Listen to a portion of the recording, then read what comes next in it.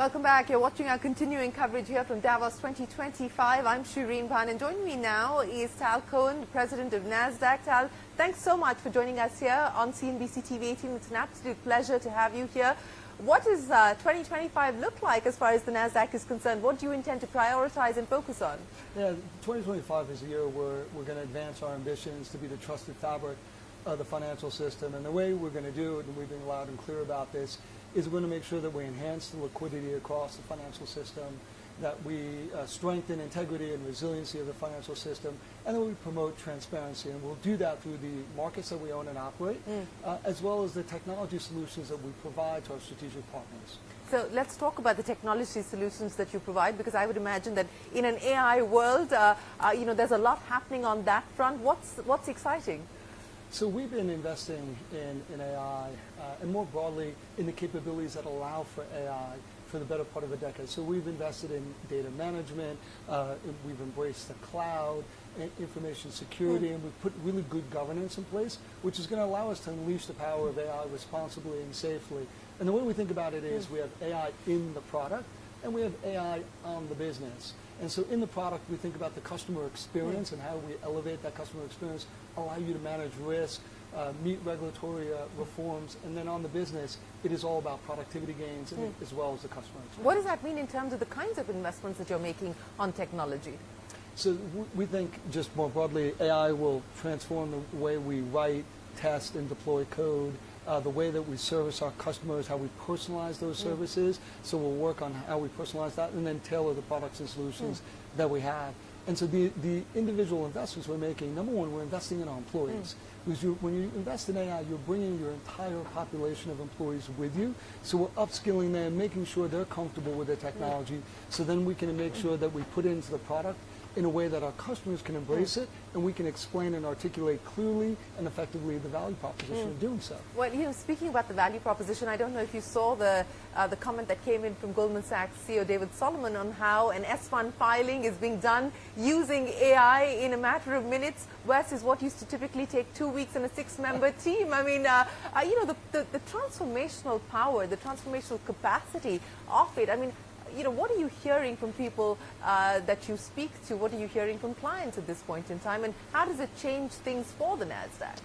Yes, everybody's talking about that productivity uplift that you just referenced. And they're giving stats, whether it's 10%, 20%, 30%. But the real question is, what do you do with that productivity uplift? Yeah. How do you empower your employees to engage in higher value activities, more decision making and less mundane activities? So the question I think we're all grappling with is, all right, we have this productivity uplift.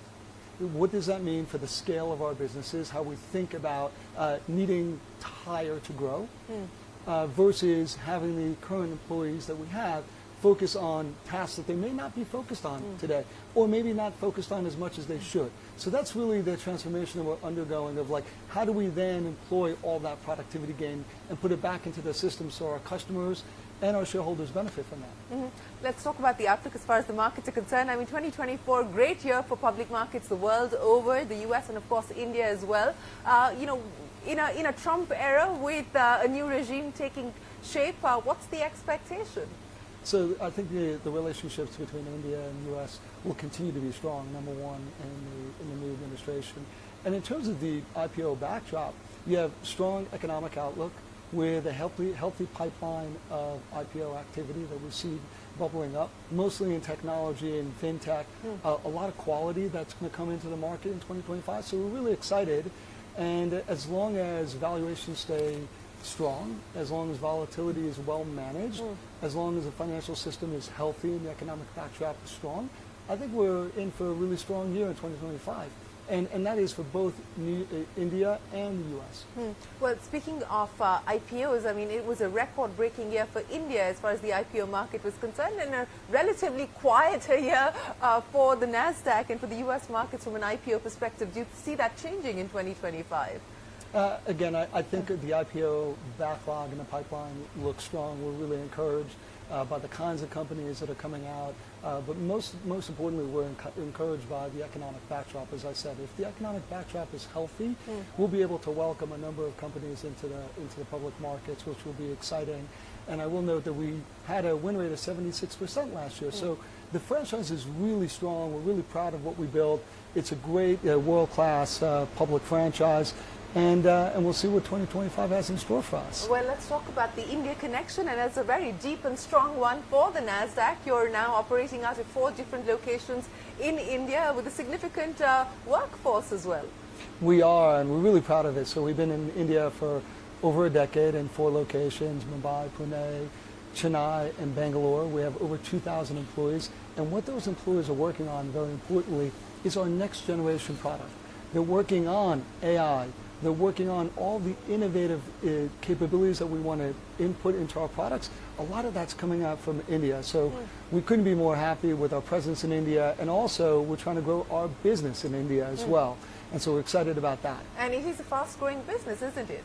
It is. It is. We're really excited about what we're seeing in India, more generally speaking. And as you alluded to, healthy economy, healthy capital markets. The banking system is maturing. Regulations are coming about to raise the standards there.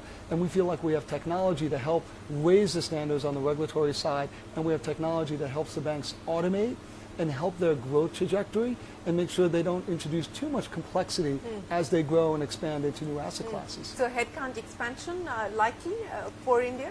Yeah, so I think that's going to continue.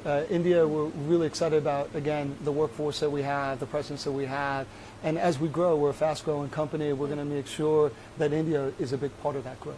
So, you know, the big opportunities, but also some of the key risks that you're prepping for in 2025. Some of the key risks, the ones that are out of our control, of course, is geopolitical.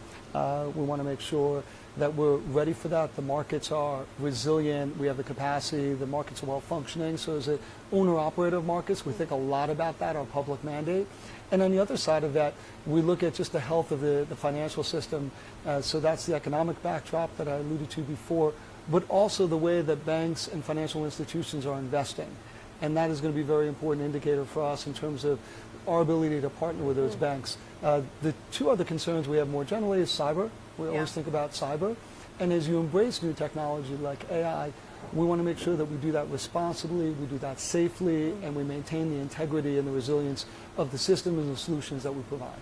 Well, Tal, it's been an absolute pleasure. Many, many thanks for joining us here in Davos. Appreciate your time, and we wish you the very best of luck and look forward to seeing you in India during this year itself, I believe. I will. I'll be there. Well, look forward to that. Well, thanks so much for joining us. With that, it is time for us to wrap up this edition of our coverage here from Davos. We will be back in a short moment from now with more conversations. Stay right there.